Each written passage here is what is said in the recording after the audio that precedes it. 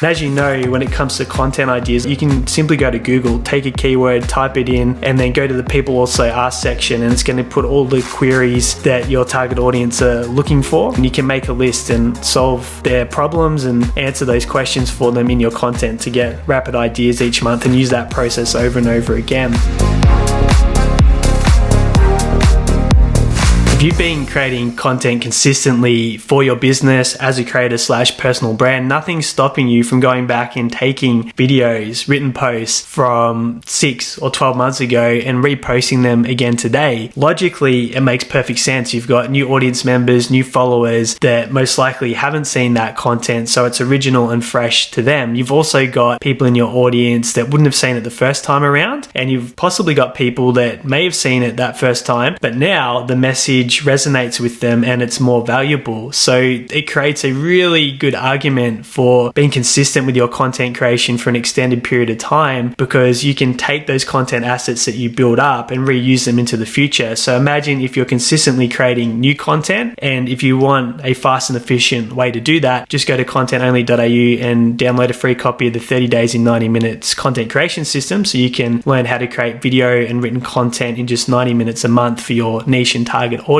If you're doing that for an extended period of time, you're going to get to this point where you're putting out new content, and then you're able to create this tsunami where you're also reposting that older content, and some of it you may have been very successful, so you know it's more than likely going to have an impact the second time around and really accelerate and put everything that you're doing on steroids. The other thing that can also happen is you may have had a piece of content that didn't do that well the first time around, but because you've got a new relationship with your followers and your audience, you may have some new information, you posted at a different time, you get a very different result by reusing it again, as long as it's quality content and you're adding value. And I need to credit source on this one. It is an idea that has been around and it's logical to some degree, but Alex Hormozi, who you may be aware of if you follow business-based content, did a keynote on posting 35,000 pieces of content and what he learned. And that was one of his biggest takeaways, going back 6 months, taking content and then reposting it. So you reuse that asset because a large portion of your newer audience and even older audience wouldn't have seen it before. So it makes sense to share that value with them. And I love that concept, because when you spend a lot of time building these assets and we have clients that invest in us and we're creating it for them, knowing that they can keep reusing that over and over again into the future means they do the work once and it's going to continue to serve their business or brand over and over again into the future. That feels great. Something else that he shared that I think was really important was he felt like he made a mistake, and we've shared a similar concept in recent episodes on the Content Marketing Podcast, where he started to branch out and create broader content. But what he found was, now ultimately his audience is business owners, and that makes sense because he invests in businesses and helps build them through acquisition.com. And he started doing content around his workouts and his protein intake. And